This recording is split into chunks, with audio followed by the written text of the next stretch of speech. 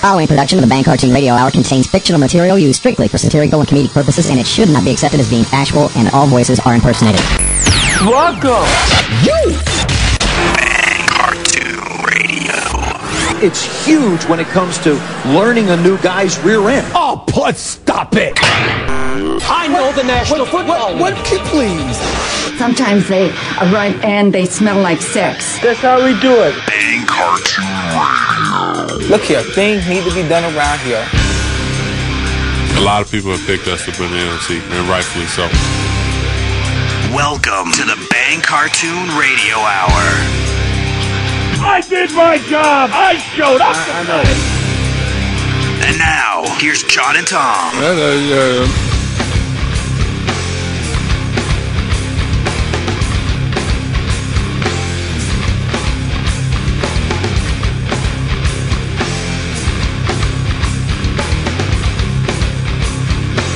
This team is going to be ready, this Sunday, despite what anybody says, and I'm just happy, and I'm not going to evaluate myself because of someone else's lack of talent or ability to stay in the league. Speaking of Keyshawn and some of those guys, we have a lot of naysayers, and obviously this guy is still really jealous of me because I'm here and he's sitting in the booth talking about me and the Cowboys. So, we're going to take that as a little bit of motivation. We don't need whatever he says to motivate us. I think we're confident in this locker room to get the job done. Keyshawn's Johnson. Right. Keyshawn's shut up. T.O. ripping on Keyshawn. Sitting in the booth. This is one of those things where, whenever, because I'm 45, right? And I've got no hair on the back of my head. Whenever somebody that's like 22 goes, ha, you're old, I go, what? Like, you're never going to get here? So one day T.O.'s not going to be sitting in the booth listening to some asshole talk about him? I don't know if T.O.'s ever going to be sitting in the booth. Well, I doubt it. Well, I don't know, maybe. But point is, For what, there will come a brash, smart-mouthed talker that will say something about him in a couple of years. It's funny where this went. They asked him about Tashard Choice and if he's made people a believer, and listen to where this goes. I think he convinced a lot of people, across the nation of his abilities, what he can do. We had all the confidence in the world. I mean, it didn't surprise us by any means. I think Emmitt Smith is still trying to figure out his name. He said his name is Rushard. We listen to a lot of those guys, critique us and have their opinion about us. Speaking of Emmitt Smith and Keyshawn, those two need their own show, Dumb and Dumber. Damn. Dumb and Dumber. Now he's calling out Emmett. Yeah, isn't that like assaulting the crown prince of the realm there? Huh? Down in Dallas, calling out Emmitt Smith? Well, he did call him Rushard instead of Tashard. Still, see, that's like we're supposed to overlook that the president says nuclear.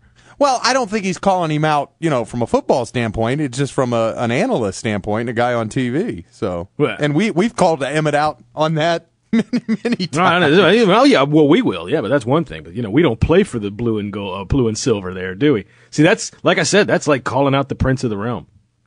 Calling Emmett stupid. Now, Emmett, we know nobody meant that. Although, he is right. Emmitt Smith can't talk at all. I was listening to him and Steve Young again last night. My God. It's funny because they were disagreeing, and the look on Emmett's face, the faces he makes when Steve talks, it's like his look is basically saying, this guy don't know what he's talking about. Oh, right. Steve Young doesn't know what he's talking about. I think that the issue is that he doesn't know what Emmitt Smith is talking about.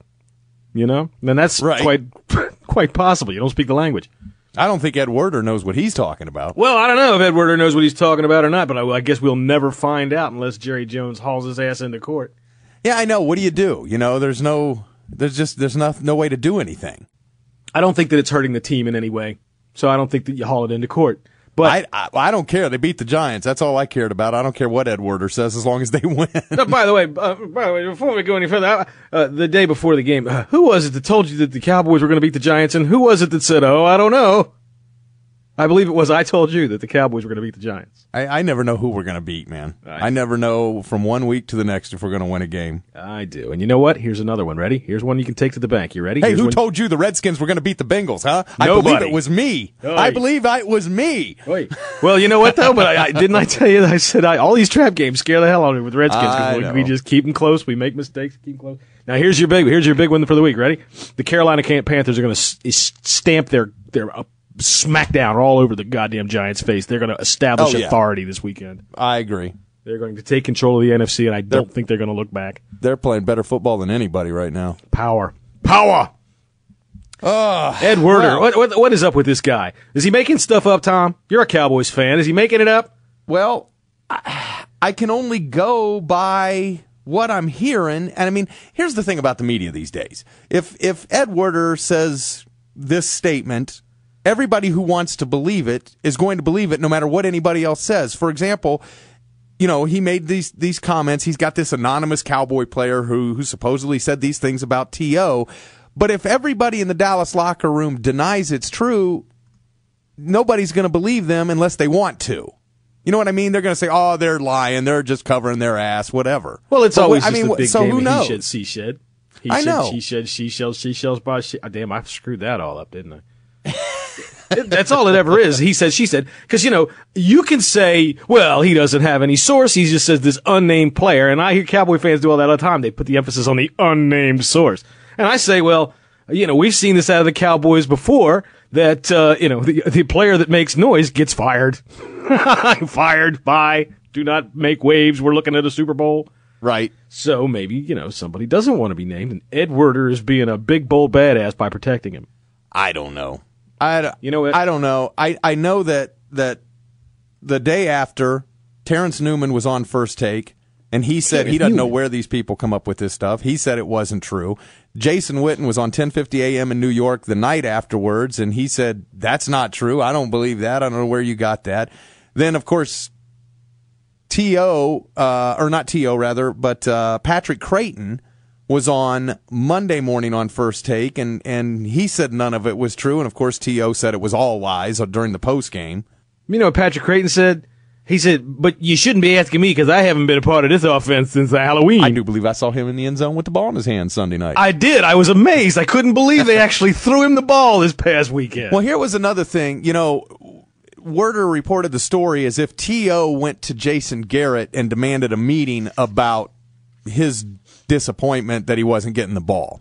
Right. Now, I'd read that him and the wide receivers in particular went and had this meeting. Well, here's what happened, and this is what Patrick Creighton talked about Monday on First Take. He said, no, Jason Garrett requested a meeting with each one of the receivers individually because he wanted our input on what we thought, if we had complaints, where we thought the offense was, what we could do to make it better, and, that kind of. And so he called every receiver, Witten and Owens and Creighton and Roy Williams, each individually to have them tell him what they thought. That's all that was. Roy Williams said?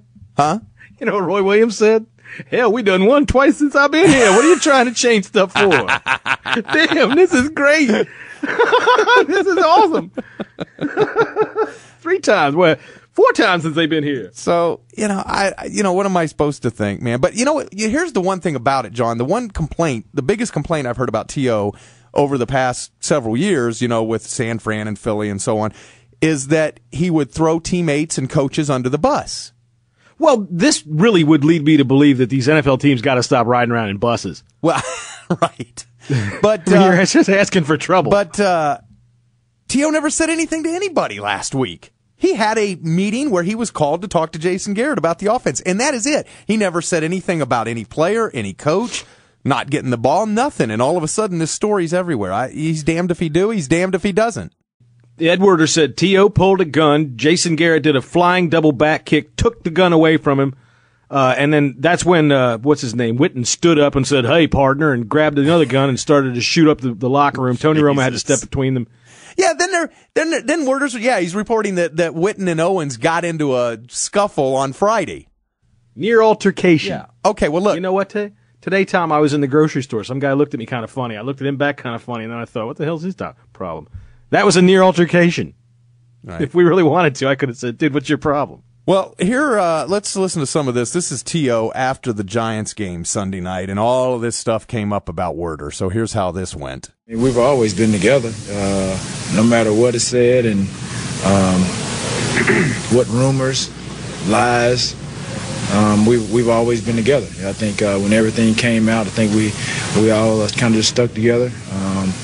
we told each other we had each other's back, and the most important thing coming in here was winning this game today. And that was it. You feel like ESPN took it too far with you and this team as far as really making this a tabloid story? No. Well, yeah. I think Ed Werder did.